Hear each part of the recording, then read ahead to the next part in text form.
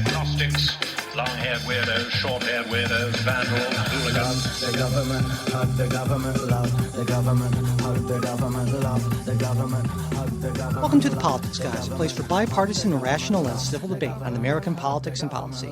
I'm Michael Baranowski, a political scientist at Northern Kentucky University, and I'm joined today by Cleveland area attorney and Republican factotum, Jay Carson. Hey, Jay. Hey, Mike. How are you doing this morning? I can't complain. How about yourself? I am doing okay. And before we get started with this week's show, first off, I want to give a quick shout out to our newest Patreon supporters, Joe, Kat, and Jessica. And thank you so much for supporting the show.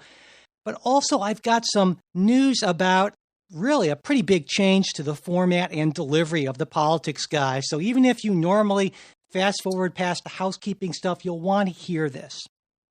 For a while now. It's going to be good. Yeah, it's going to be good. Because for a while now, what we've been doing is producing 4 separate shows each week. And that's a lot for us to manage. And it really began to feel like we weren't going as deep as we'd like sometimes because of all the things we were trying to do every week. And you've told us that what you value most about the Politics Guys is in-depth bipartisan discussion. And so we've retooled things, and that's what we're going to give you more of under our new format. Another reason we're changing our format is honestly financial. We haven't found a sustainable financial model for the show. And while the occasional ad does help, we won't do ads for just anyone, which really limits us. And I'd rather spend my time working on making the show as good as possible for you as opposed to running around trying to find commercial sponsors. Because where we stand now, 97.8% of the people who listen to the show on a regular basis aren't supporters. And if we can get that to even 90%, we would be set. But to do that, we need to make a more compelling case for you to support the show. And we think we've done that. So here's our new model. The main weekend show that's what you're listening to now, will always be freely available to everyone. That's not changing. And we also plan to keep on doing interviews with a new one dropping every, 6 to 8 weeks or so. Those will also be available to everyone. And we'll still be doing full-length midweek episodes every week, but those will be exclusively for our Patreon supporters. And these shows are going to be a mix of in-depth commentary on listener questions, and Jay and I are going to be doing one of those this week, discussion of important long-read politics and policy articles, and that's also something Jay and I are going to be doing this week, an ongoing series of conversations based on my upcoming book, Reforming Democracy, as well as other book discussions where Jay and I will take a few chapters at a time from something important and good and, letting everyone know beforehand what we'll be talking about so you can read along with us if you want, and we can even include your thoughts and questions as part of the show. Now, to make all this happen, we've changed and simplified our support levels on Patreon. By far, our most popular support level is the $5 fans level.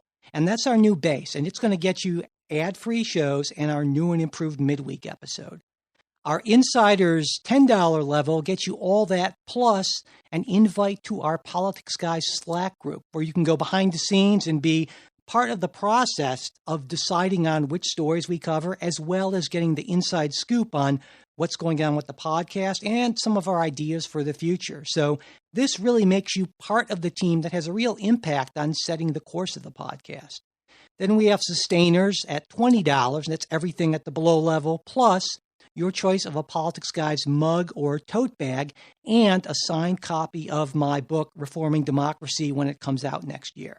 And then finally, we have our executive producers at $50. Now, there are a very limited number of slots for this. We only have one opening at present, and that's all the other stuff. Plus, you're an executive producer on the show, which means you're mentioned in our closing credits. We consult with you on a regular basis about the show because you are literally a part of that core team that's setting the mission of the podcast.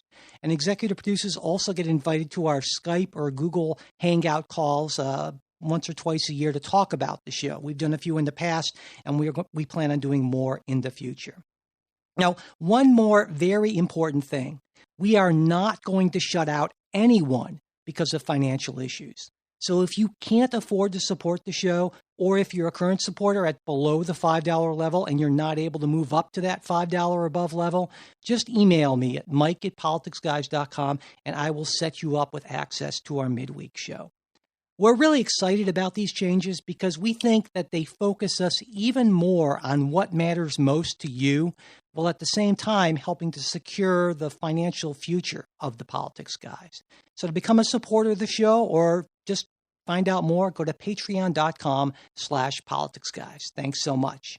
Okay, with that, Jay, we can move on to our top story of the week. What's that? Well, that's as I'll call it, the growing concern about the independence or perception of the independence of the Justice Department. Now, for a while, many people on the left have become, I would say, increasingly convinced that Attorney General William Barr is allowing the Justice Department to be bent to President Trump's will. I mean, there was Barr's summary of the Mueller report, which some people, including Robert Mueller, felt to be inaccurate and unfair to a certain extent. Then last week, Barr announces that all sensitive political investigations will have to be cleared by him personally. And now the latest issue involves, of course, the sentencing recommendation for very ardent Trump supporter Roger Stone, who was convicted of obstruction of justice, making false statements, and witness tampering in the Mueller investigation. And so to kind of give everyone the summary, on Monday, the 4 lead U.S. prosecutors on the Stone case signed on to a sentencing recommendation of 7 to 9 years. Following this, President Trump tweeted about what a miscarriage of justice it was, after which top Justice Department officials called the recommendation excessive, leading to all 4 of the prosecutors withdrawing from the case. Now, Attorney General Barr denied any contact or influence from the president or anyone else, and he said in an interview, "I'm not going to be bullied or influenced by anybody, and I think it's time to stop tweeting about Department of Justice criminal cases because it makes it impossible for me to do my job and to assure the courts and the prosecutors and the department that we're doing our work with integrity." And Barr also said that he cannot do my job here at the department with a constant background commentary that undercuts me. Now, this was followed by President Trump tweeting Barr's comment about the president never asking him to do anything in a criminal case, to which President Trump added, "This doesn't mean that I do not have, as president, the legal right to do so, but I have so far chosen not to!" Exclamation point. So there's a lot there, Jay. What do you make of it? Well, I would say, Mike, from our conversations for quite a while, I am a big fan of Barr. And this, in some respects, makes me even a bigger fan. The part you didn't mention is, and you alluded to it, but Barr's position is that the sentence was overstated, and the Justice Department was in the works of changing that recommendation before the president tweeted. Now, there's no way to get absolute proof of that, but I think we could take him at his word in that if you look at the sentence objectively, 7 to 9 years for what Stone is convicted of is on the very high end of what the sentencing range would be. And again, criminal sentencing, for people who don't understand it, it's really, in the federal system, there's this whole big rubric called federal sentencing guidelines. And what you have to do is there's like a level of the offense, and then you look at these other factors that can add points or reduce points, and there's a big chart you look at, and then you can deviate upwards or downwards from that sentence. And there's a whole complex kind of process and honestly math sort of involved in this. And this, as I understand, the sentence would have been within the guideline ranges, but would have been the high end. The Justice Department would have been within its rights to seek something less or not make a recommendation. The other thing that you can do is you just hand it over to the judge, and the judge makes his or her own call based on the sentencing guidelines and what they found at trial. So, with all that, I guess if the case is that Trump is interfering with Barr. Let's assume the worst, right? Can we start by assuming the best? Because it seems to me Oh. that the most positive spin is that this is an example of incompetence. I mean, because let me just make this. This to me is the best possible case, because when you have prosecutors in a high-profile case making a sentencing recommendation, and then their superiors overturning that within a day, and all the prosecutors withdrawing from the case, that is pretty clearly not a smooth functioning, well communicating organization, even if everyone is. Oh, correct. So yeah. That's why I'm saying that there's a lack of competence there at best. Well, I don't know, lack of competence. I think the other way you could say is listen, lack of respecting what your supervisor says. Isn't that part of competence? Isn't communicating with your superiors on politically sensitive cases, knowing that there may be blowback? That would seem to me to be part of being a competent prosecutor. Sure, and keep in mind, though, two of the line prosecutors were also part of the Mueller investigation. There may also be other the resistance at play here.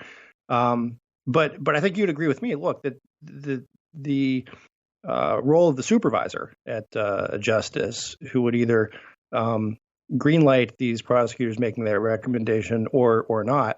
I mean, that is an appropriate role for that person to play. And you can agree or disagree and say, look, I think the sentence should have been longer or shorter, whatever.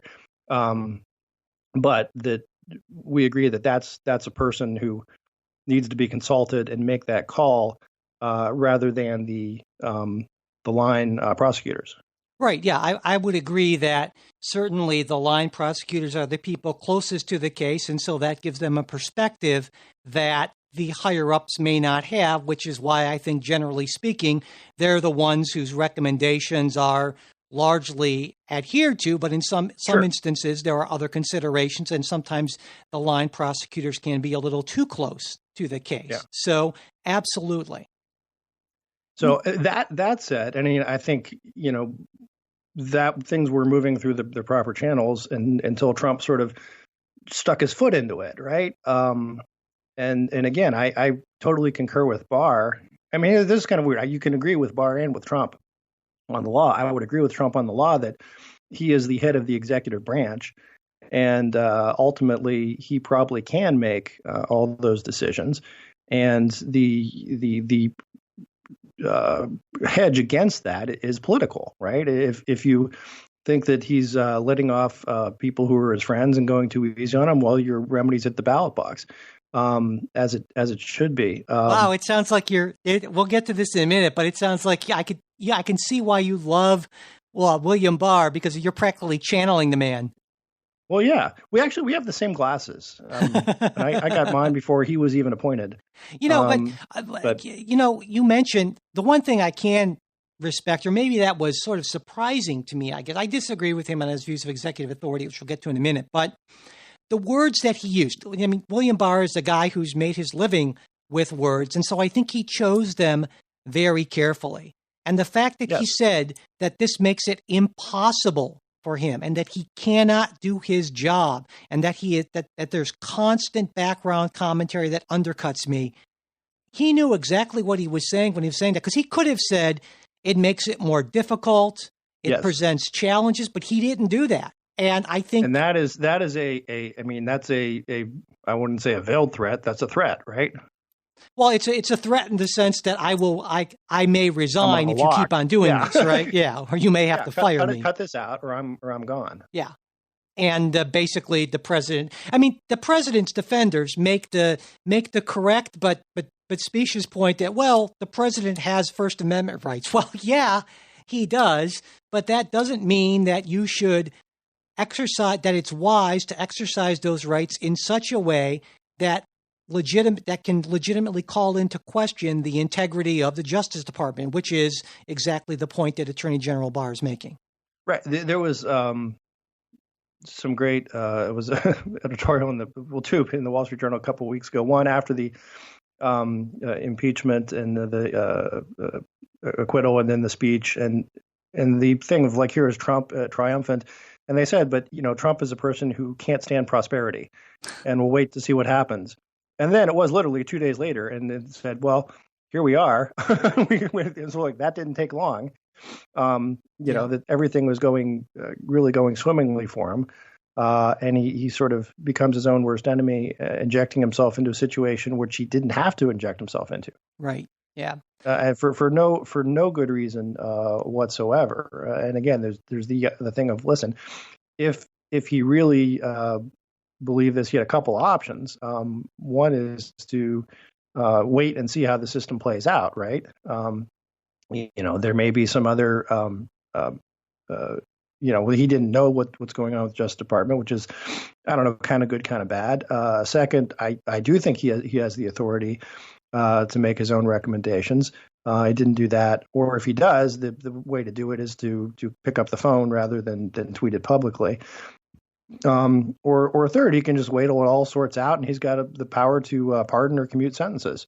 So, this was like a completely unforced error, and it's baffling why he does this. So then you would think that it would be acceptable for any president, say, in a situation where a president's associate or former associate is being sentenced for a crime, for multiple crimes that he's convicted of, for the president to behind the scenes call up the attorney general and say, "Listen, I want you to put in a shorter sentencing guideline," and that the attorney general would have to in that case either do that or resign. Yeah. I mean, the president is the head of the executive branch. Okay. I could think of some exceptions, right? I could think of a couple exceptions that would go to what we're talking like a Nixonian sort of thing, where it's an attempt to cover up something of your own crime, something like that. That would be an obstruction of justice. So basically, the argument here is that as a matter of law, you're saying that the Justice Department has no independence, and the president's free to interfere as much as he feels he wants to. Well, you can't interfere with something that you're in charge of. So the president can't obstruct justice. Only in cases that would involve a claim against him, I think. But no, I mean, well, think of it this way. We had this discussion years ago on DACA, right? And the rationale behind President Obama's DACA declaration was prosecutorial discretion. That here is a law, a statute. Here are a bunch of people who are plainly in violation of the statute, no question about it. But I am, as the president, telling all of the prosecutors, federal prosecutors, to exercise prosecutorial discretion and do not enforce this statute against these people. Mm-hmm. Right? Right. And that to me, that seemed to me that was a beyond sweeping power of prosecutorial discretion. To me too. The doctrine of that is it's individual cases here and there. You're not just going to say, here's one law, I don't like it, we're not going to enforce it. But I would think this is a prosecutorial discretion situation. So then, okay, again, I don't know that ever actually happened. I'm saying hypothetically. I think Trump's right. I mean, another example would have been Eric Holder in the Black Panthers with the election case. So, which prosecutor Holder just said, no, we're not going to prosecute that. So then, why do you like what Barr said? Because Barr's whole point in saying this was, I mean, he's focusing on the integrity and independence of the Justice Department, and you say, well, there is no integrity and independence. It's the president's thing to do with as he wants. So why is what Attorney General Barr said at all laudable? I mean, he's the president's man. I think there's still integrity. There may or may not always be independence. Can you have one without the other? Yeah, I think so. Because here's the integrity portion goes to how you exercise your discretion, how you run it. Now, if President Trump says, and again, this is all hypothetical because let's say that he picks up the phone, calls Barr, and says, "I want you to go easy on Stone here. I want the sentencing recommendation changed." Now, a couple things. One variance that we should consider is also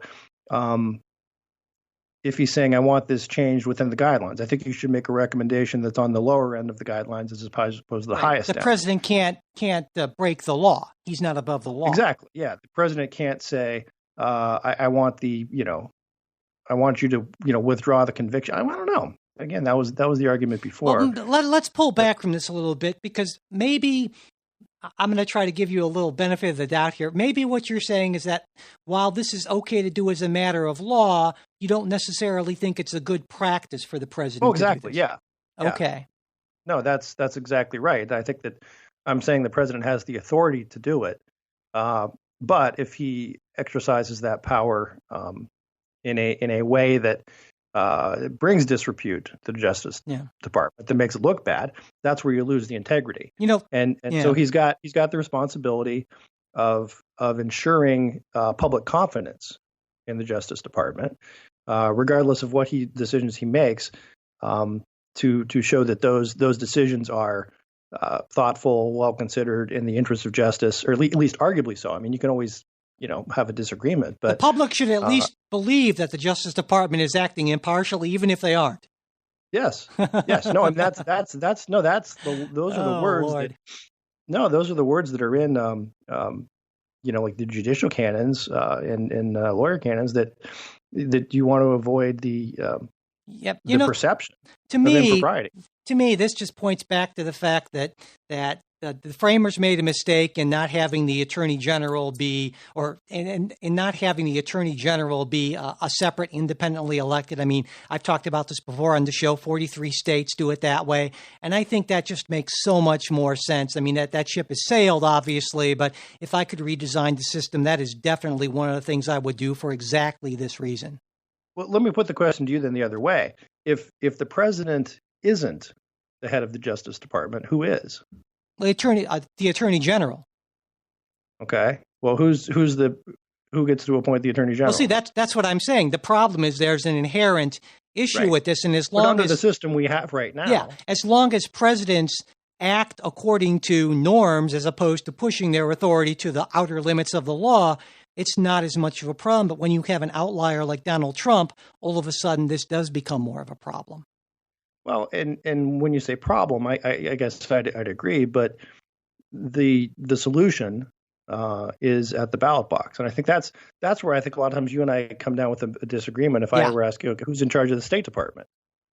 Well, right? Yeah, and let's actually talk about that, because I think that's a good conversation. Yeah, because here's my issue with William Barr. At first, the most common narrative on the left about Barr, I think, is that he's just carrying water for the president, and he's basically abandoned whatever principles he might have to support Donald Trump.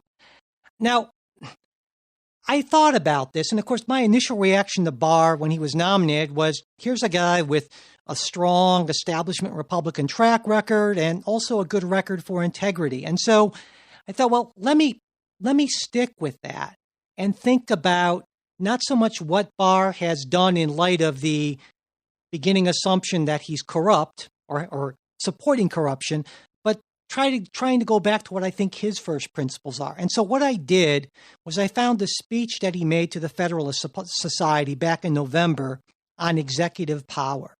And in that speech, I think he got a lot of very important things disastrously wrong, but it makes his actions as Attorney General make sense without invoking this idea that he's corrupt.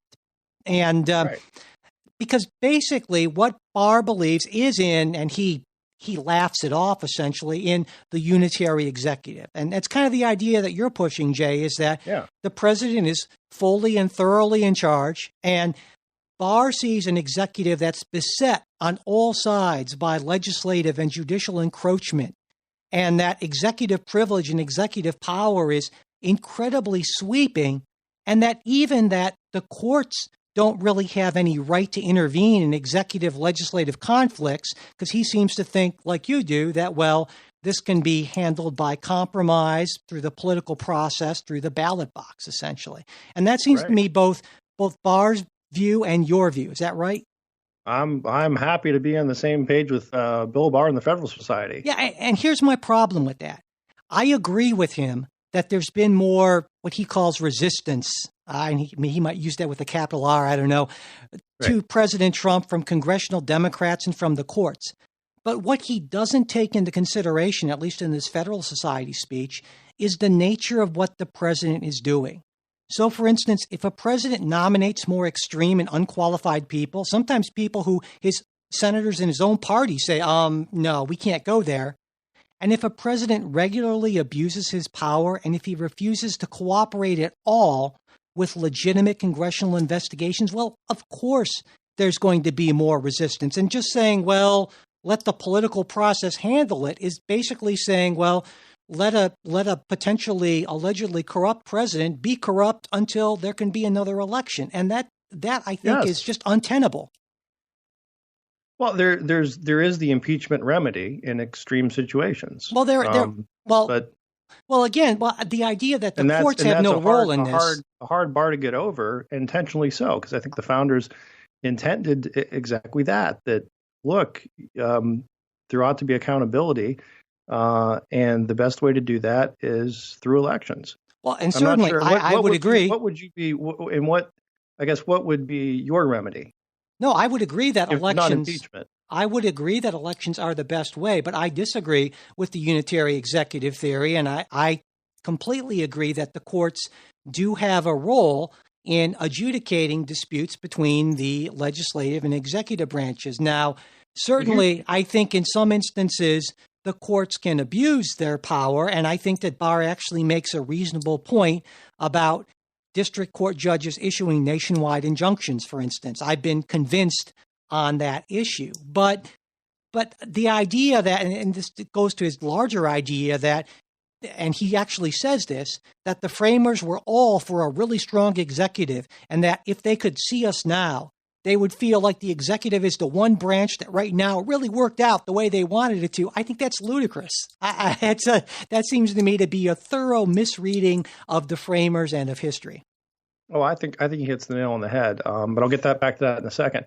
What I want to make the point of is when we talk about unitary executive, what I mean, and I think what Barr means, is that the president is controls the executive branch. I mean, so much of what's going on here, what's going on exactly in this controversy, I mean, to the extent it's even a controversy, is whether the president can encroach on the powers of Congress or the courts. It's whether the president can encroach upon the powers of the executive branch.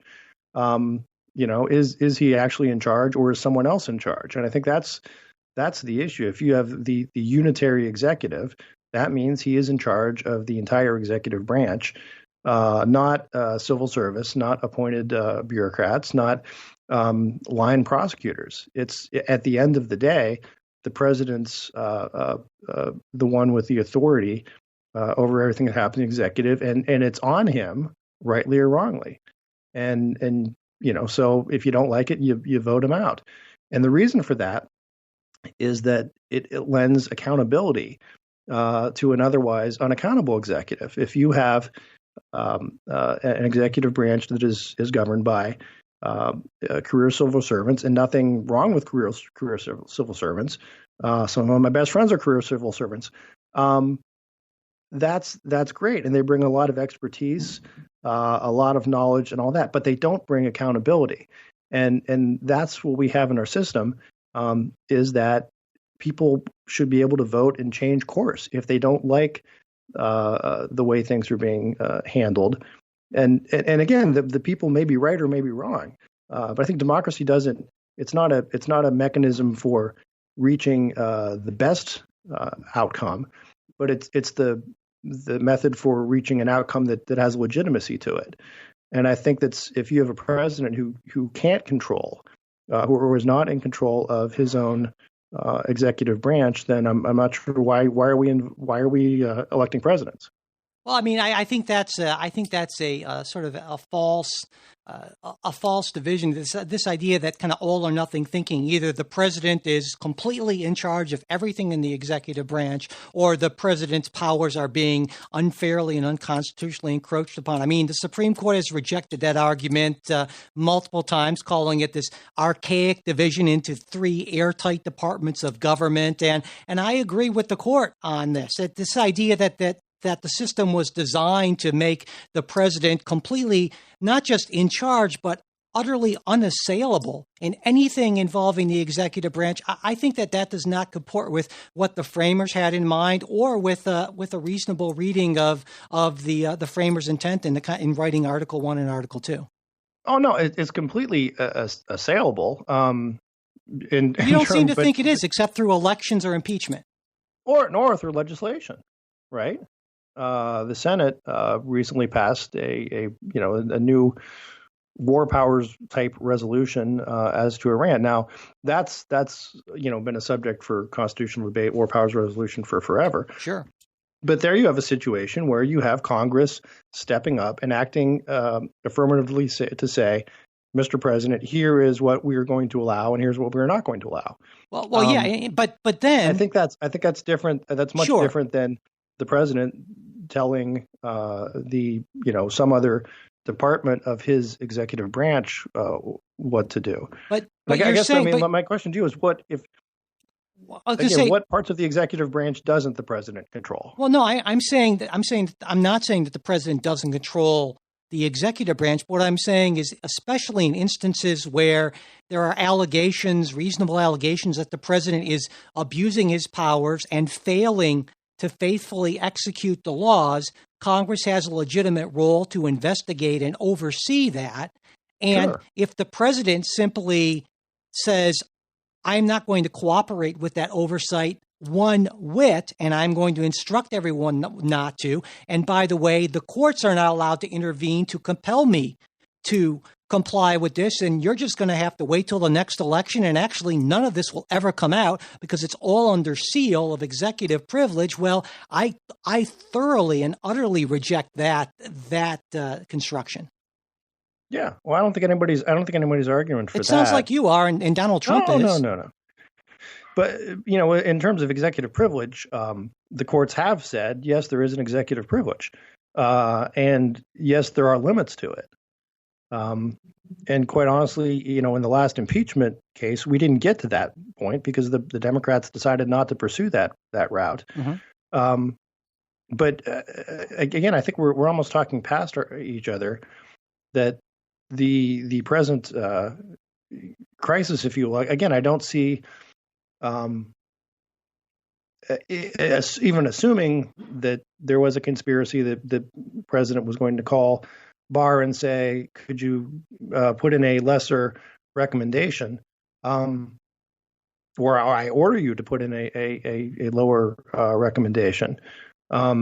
How that's any kind of a constitutional issue. No, I think it could be a political issue. Don't get me wrong. Yeah, I agree with you on that. I agree with you as a matter of law that the president can certainly do that. And then one would expect an attorney general with any integrity, if he felt that was something he could not do in good conscience, that he or she would resign.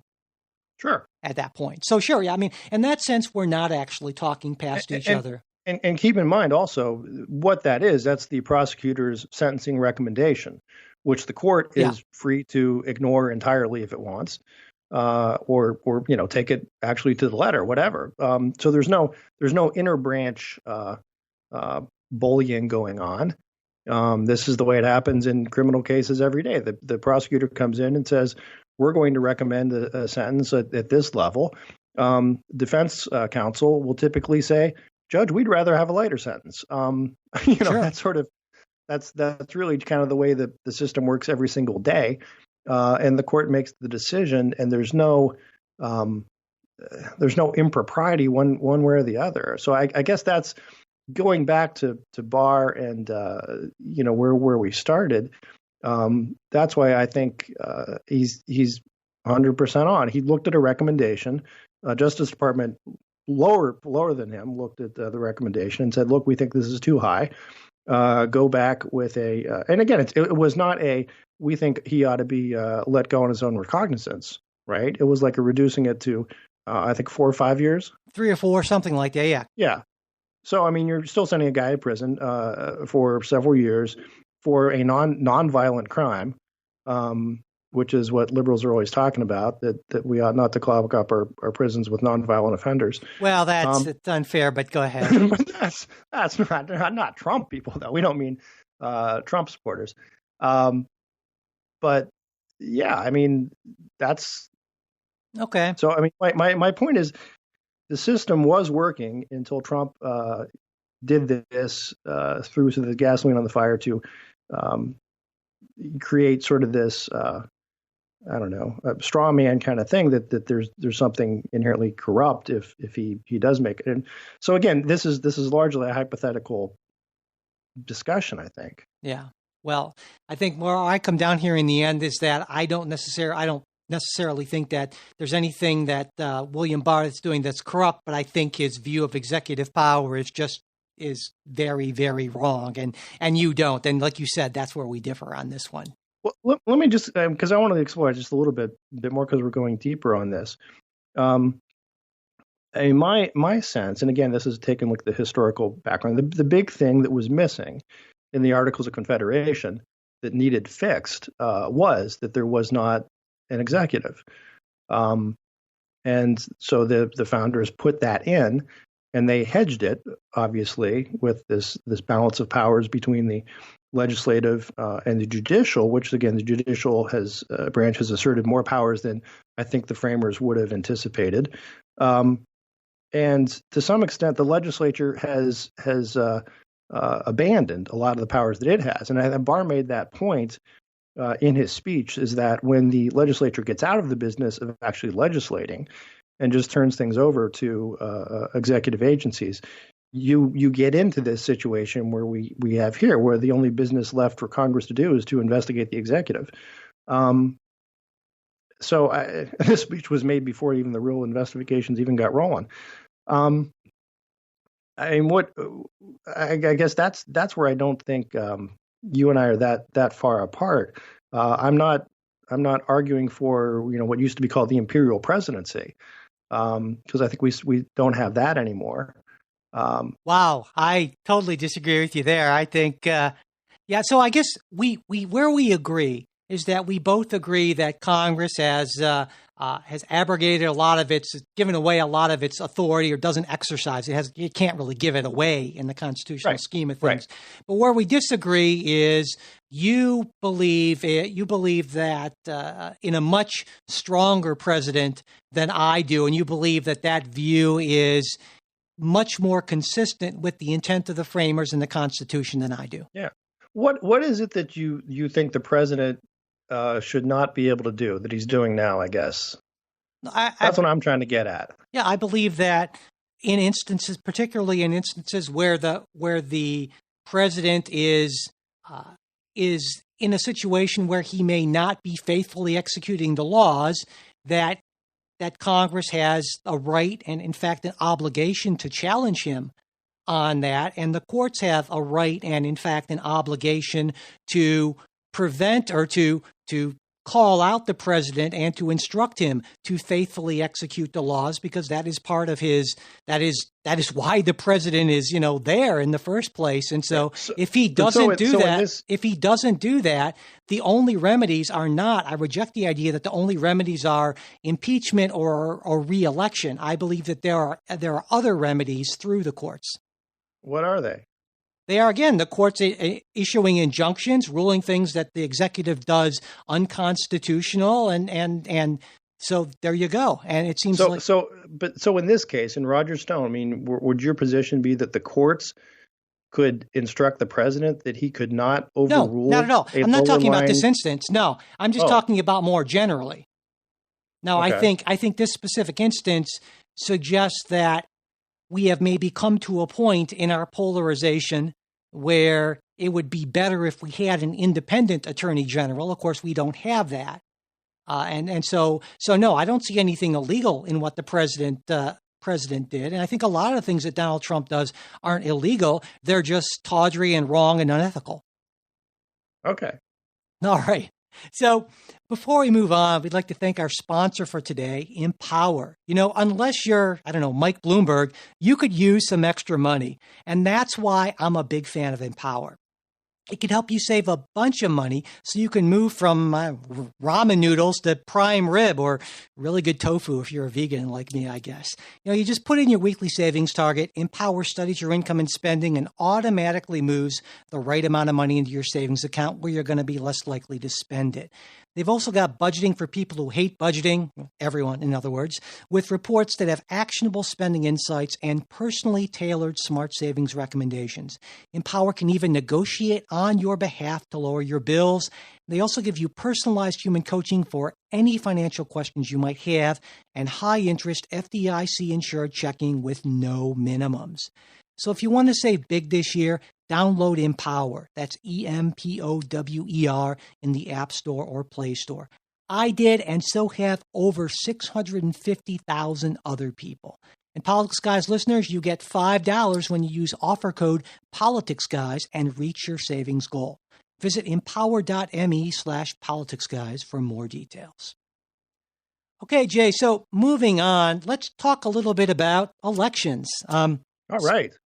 Now, of course, New Hampshire had. I like elections. Yeah, clearly they're the big remedy for everything. Anyway, so New Hampshire had its presidential primary this week, and unlike Iowa's contest, it came off without incident. Bernie Sanders won the popular vote, but Pete Buttigieg ended up right behind him, earning the same number of delegates. That's 9. Amy Klobuchar exceeded expectations, finishing third and winning 6 delegates, while both Elizabeth Warren and Joe Biden underperformed, finishing 4th and 5th, respectively, with neither winning any delegates. So, Jay, before we get into the whole issue, which I definitely want to, of Bernie Sanders and democratic socialism, what's your take on the New Hampshire results and the state of the Democratic race? I think Biden should look into going into the family natural gas business with his son. I think that might be the better route at this point. I think the Sanders win was not surprising, right? I think that's something everybody predicted for a while. The fact that it wasn't bigger and that there was the Buttigieg-Klobuchar sort of boomlet was surprising. To me, the Biden piece was not surprising. I'm gonna pat myself on the back because I said this, I think, probably 6 months ago. The Democrats can have impeachment or they can have Joe Biden as their candidate. They can't have both. And I think this kind of plays into that. So the big question to me is okay, what did Buttigieg and Klobuchar do right? Now, the thing that's a little weird is a lot of people say, well, it was the debate performances, which really people weren't watching, or you didn't think people were watching. Yeah. But maybe people in New Hampshire were. So I think that's kind of fascinating. The downside is, can Klobuchar, or not downside, I guess downside for me, if you're thinking of the sort of rational Democrats, is that Buttigieg and Klobuchar, I don't know that they can exist in the same lane, right? Sooner or later, one of them has to go. Yeah. Yeah, because I think at this point, Sanders is going to have the far left progressive vote locked up.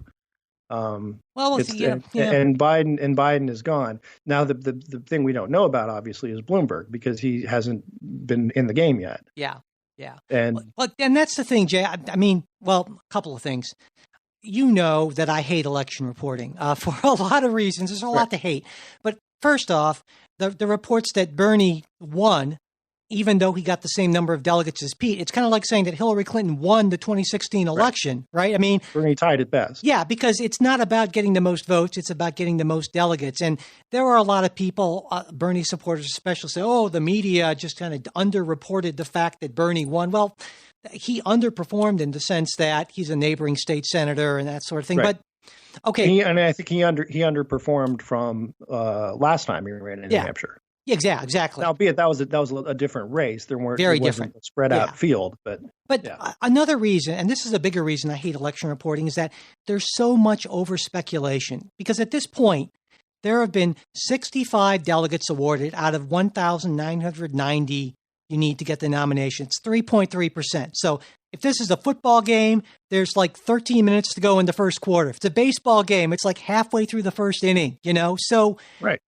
sure, we can see some trends. Absolutely. I'm not questioning that. But especially in this race with, I would say, 6 potentially viable candidates and Bloomberg's massive spending, he's being one of those viable candidates, it's way too early for anyone to either freak out or to cheer. And so right now we have South Carolina. I would disagree. I would think if you're Elizabeth Warren or Joe Biden, you ought to be freaking out. Freaking out, I think, is a little strong, but no, it's definitely not Joe Biden. Maybe Warren, because South Carolina is coming up, and they have 54 delegates. That's nearly as big as Iowa and New Hampshire combined. Now, if Joe Biden goes into South Carolina and doesn't do well, where it's kind of seen in his firewall because of minority support, well, that's different. Nevada coming up even before that has 36 delegates. There's not a ton of polling there, but the last polling I checked, Biden is ahead in both South Carolina and Nevada. So let's say Joe Biden wins both of those states. All of a sudden, the narrative changes again. And then Super Tuesday, and the narrative changes again. So people just need to take a friggin' breath already.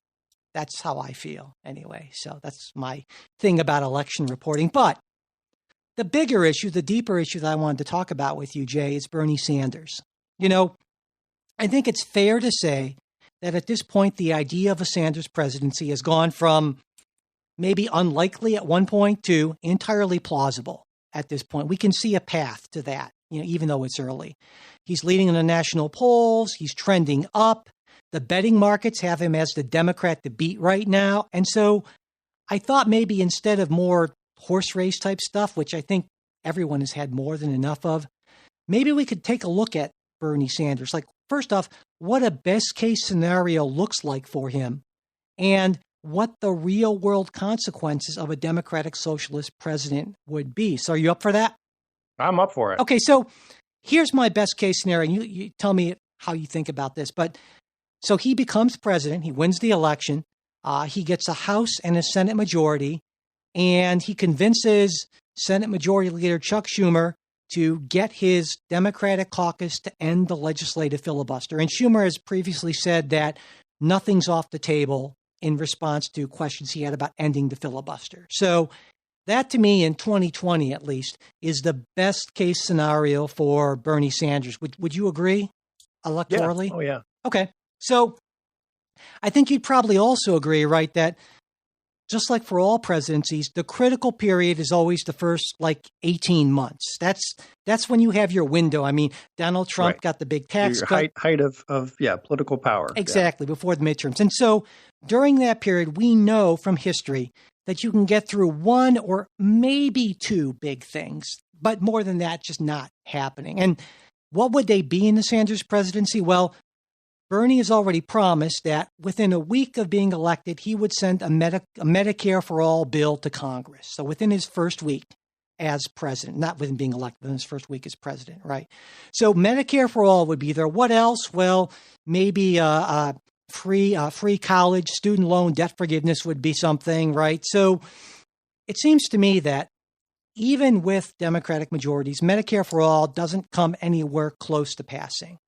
Neither does free college for everyone, but I think you can make a case that major student loan debt forgiveness or restructuring, along with maybe a big federal increase in educational aid, specifically Pell Grants, could possibly pass. And we could maybe even see a big expansion of the PSLF, that Public Service Loan Forgiveness Program, and maybe even something where you give free tuition at public universities to, say, I don't know, honorably discharged veterans or something like that, to kind of bring in that component of it. So, but to me, that's about all you get legislatively.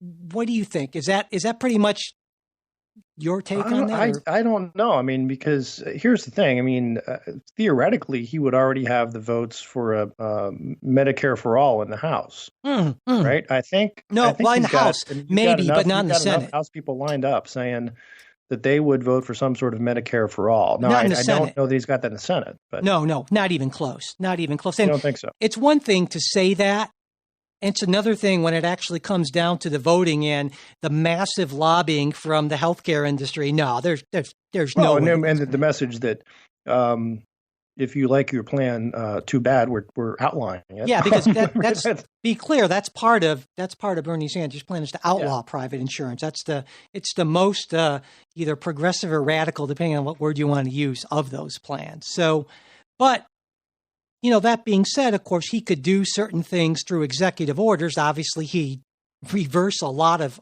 pretty much everything that Donald Trump has done, just like Donald Trump, essentially tried to do that with Barack Obama. He might have some problems in the courts. Stopped him, though. I think exactly. I think the courts would stop Bernie from undoing Trump executive orders. I think, yeah, absolutely. So, no, I think they would not. Well, I think, given the fact that the courts are a lot more Trump dominated now, and he still has another year. I suppose that's true. Yeah, I suppose that's absolutely. True. But the idea is that, again, this goes back, and this is a different conversation, to nationwide injunctions and judge shopping and so forth. You can find the right judge in the right place. Absolutely. So I think Bernie Sanders would be a deeply frustrated guy. But more generally, okay, let's say, to me, the best case scenario is, I think the idea of normalizing democratic socialism is a good thing. Because even if Bernie Sanders doesn't get a whole lot done, even if he's a deeply frustrated guy, the idea that people can actually start thinking seriously about democratic socialism as a reasonable way to do things, I think that's a really good and healthy kind of thing. Because that's what I want. Yeah, go ahead. Let's define our terms here. Okay. What we talk about when we mean democratic socialism. Okay, because yeah. I think that means different things to different people, and to me, there's sometimes the Bernie Sanders and the folks who are proponents of democratic socialism say it's just like regular democracy, with all kinds of really good stuff for everybody. Well, no, and that's obviously far too broad. But here's how I see it. Okay, and this is based on what I think Democratic Socialists of America have to say as well. They don't believe in government ownership of everything, but they do believe in more stakeholder input in decisions. And so we're talking about things like co-ops, automatic worker or labor positions on corporate boards, removing barriers to union organizing. So more democracy in the workplace, basically. And they absolutely believe in constraining what I think is fair to call the massive power of the rich and big business over our politics and over our lives. And yeah, that means considerably more regulation. And also, I would say, they might not say this, but I'll say it, it means more near-term costs, but I would argue with longer-term gains, because the people with the most economic power won't be allowed to manipulate to the same extent they are the political system for present gains for themselves at the cost of the long-term health of the country. And so that gets into inequality, and certainly there would be much more progressive taxation. They care deeply about crony capitalism that reduces competition, innovation, and economic growth. And they also believe in the dignity of work and a goal to ensure that everyone's work is meaningful, or as meaningful as possible, and that it provides a living wage. And by that definition, I'm essentially a democratic socialist, though temperamentally, as you know, Jay, I'm a Burkean, which means that instead of kind of huge radical change, whenever possible, I want to proceed with smaller scale experiments to see how a lot of these theories actually play out in practice, and then build on that foundation. Now, in some areas you can't do that, of course, but whenever it's feasible, I think that's the way to go. So that's kind of my definition and my position on that. Well, but that sort of fits in with what I just said. It sounds like, well, it's just like our regular democracy, only with a lot of real good stuff, with full employment for everyone and satisfactory jobs, and everyone's happy. No. I think I think that's unfair. I'm not saying that it guarantees these goals. I'm saying it sets up different procedures that will more naturally bring us to a more equitable, just, and actually a more competitive society, in fact. Okay.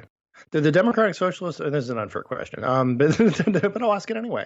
Did the Democratic Socialists believe that the fix was in and the system was rigged in 2009? I mean, after President Obama was elected and he had a majority in the House, Well, Okay, yeah, technically, I I see guess what you're saying. majority in both houses. I Let's, mean, that's the thing. It's sort of the process is broken, the system is broken, desperately broken. yeah. But it was okay a couple years ago. No, So no, I mean, I that's I disagree. mean, In if there's fact, great no, entrenched wealth not at that all. Not at runs all. everything. No, you're entirely wrong on that because what Democratic Socialists would tell you is that they were deeply disappointed in the Obama administration's response to the financial crisis and the fact that Barack Obama chose for his top financial team the same cast of characters who basically created the financial crisis demonstrates how deeply broken the system is. So no, Democratic Socialists would absolutely say that the Obama administration completely blew it and that Dodd-Frank was essentially a Band-Aid at best. So no, this isn't. That's why I think Democratic Socialism is so powerful and potentially useful is because it gets to the point that our basic structures are broken. And unless we alter these structures, we're going to keep on getting the same corrupt outcomes. And I agree. Well, like which structures specifically? Well, I mean, what it all boils down to is the ability of the wealthy to unduly influence our political system. Okay. Now, well, how is that? Now we're talking through campaign contributions. I would expect, right? Well, not just campaign contributions, through lobbying, through independent contributions. So yeah. Okay. Well, what would the Democratic Socialists do about that? Well, I can't speak specifically to planks in the platform in a platform. Well, generally, I'm just saying generally. But generally, they would call for something more consistent with that sort of approach. Would be a call for instance, public financing of elections. Okay.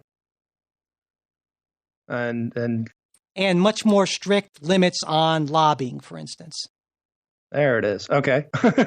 Well, I said there would be regulations. The whole idea here is to level the playing field. So regular people, they're never going to have as much voice as the rich and powerful. But the idea is to give them at least a greater, to the point where it's not just a ridiculous disequilibrium. Okay. I mean, but what restrictions on lobbying could be passed? Right? That's a First Amendment guarantee, the right to seek redress from your government. Well, absolutely. And so it's one thing to have the right to petition and seek redress, but there already are plenty of limits on lobbying. But the type of limits that we could have, or maybe more broadly on influence peddling, would be much stricter revolving door rules, for instance. And much stricter enforcement of these rules, for instance, or an independent or a quasi-independent authority to police these rules. Because right now, basically, we have the almost thoroughly ineffective by design Federal Election Commission to, enforce a lot of this stuff with elections. And Congress isn't really interested in enforcing restrictions on lobbying and influence peddling because, of course, what's the most popular job for ex-members of Congress? Well, lobbying Congress at quite a salary premium. Sure. The lobbying door works for D.C., works for that whole corrupt, crony capitalist, little alliteration there, a system. And so Democratic Socialists would say we have to break up the structures that lead to crony capitalism. And I would think that there's some agreement actually on the libertarian right about that. No, I'm as against crony capitalism as anybody. But my point that I'm trying to get to, I mean, sort of Socratically here, is that democratic socialism would necessarily entail the curtailment of a lot of liberties that people now enjoy and take for granted. Well, the curtailment of a lot of liberties that rich and powerful people use to manipulate the system. Yes, absolutely. Yes. Absolutely. Yes.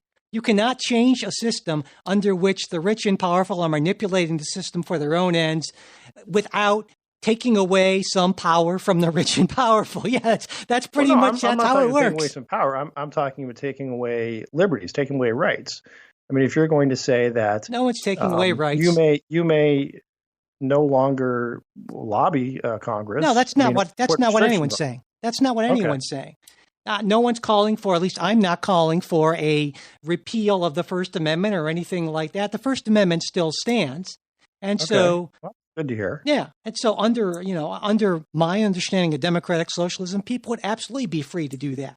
Just there would be, instead of, maybe another way of looking at it is there could perhaps be more of an emphasis on helping to increase the power of regular people as opposed to restricting liberties of people who already have the power. Okay. Got it. So power to the people is what I'm saying. I hear you. And that's what I think that's what the Democratic Socialists are saying. That's what Bernie Sanders is saying. And like I said, this is why, and you remember, Jay, we've been doing this show for a long time now, but in 2016, you remember I would go on these tangents. I would get swept up in the excitement and get on that Bernie bandwagon and get just fired up. But yet, while I so embrace his vision of the future, my problem is that's when my Burkean side comes out and I say, but yeah, can we do it sort of slowly and incrementally? And that's where that's where I kind of part company, I think. I want an incremental revolution. And that's not a big camp, the incremental revolutionist. So what do we want? Incremental change. Yeah. When do we want it? Soonish. At some point. Yeah, basically, before So yeah, but essentially so, yeah. So I guess, I mean, you wouldn't necessarily, well, maybe you would, I don't know. Would you necessarily disagree with the outcome that at least the version of democratic socialism that I sketch out sees? That Sanders would not be able to accomplish sort of a whole Medicaid for all, Green New Deal, free college for everyone, free ponies for everybody, kind of thing within his presidency. I as a practical matter, yeah, I'd agree with that. And then more theoretically, would you agree with sort of the general aims, at least of democratic socialism as I've sketched them out here? That's not committing you to be a democratic socialist. Understand? I'm just saying that, so would you agree that there are significant inequalities in the system and that the wealthy and powerful have an outsized voice in our politics? Sure they do. Okay. But hasn't it always been so? I think it's always been so. The question is as government becomes more powerful, then that outsized voice becomes more powerful. So there you go. See, that's exactly I think the conservative response is the way to cure this inequality is not to disempower, I guess, the rich and powerful, but to limit government, right? That's if the rich and powerful are using government as the tool to accomplish their nefarious ends. The better route is to start limiting the power of government. And I've made this argument a number of times. If you want to get money out of politics, get politics out of money. Yeah, and I think that is a completely logical argument, and I think it would work that way. But the counter argument from the left, of course, is that government can be a massive force for good and needs to act in a lot of ways that it didn't in the 18th and 19th and 20th centuries. And so therefore, as a practical matter and as a matter of just, I guess you could even say ethics, that government must be more involved. And that's where you and I would part company. And that's why you're a conservative and I'm a liberal. Yeah. Absolutely. All right. Well, I am sure we will come back to various forms of this in the future. But for right now, that does it for today's show. But if you would like a second full-length Politics Guys episode this week and every week, remember, you can get that by becoming a Patreon supporter. Supporters also get ad-free versions as well as other good stuff. You can get the details and become a supporter by going to patreon.com/politicsguys. And again, if you can't afford to become a supporter, just email me at mike@politicsguys.com and I will get you full access to that second weekly episode. And maybe being a monthly supporter is too much of a commitment, but every once in a while you'd like to help us out, you can do that too through PayPal. You'll find the link on our website, politicsguys.com. We'd also appreciate it if you could subscribe to the show, leave ratings and reviews, and especially if you could share your favorite episodes on social media or email. If you want to get in touch with us, mail at politicsguys.com. There's our bipartisan politics subreddit where we just have some great discussions. The link is in the show notes, so you can search for bipartisan politics on Reddit. We've also got a Facebook page where we post stuff, facebook.com/politicsguys page, and we're on Twitter @politicsguys. The executive producers of the Politics Guys are Bruce Johnson, Wilma Moreno, Andra Masker, and Daniel Toe. Today's show is produced by Michael Baranowski. We'll be back with a new show next week. We hope you'll join us.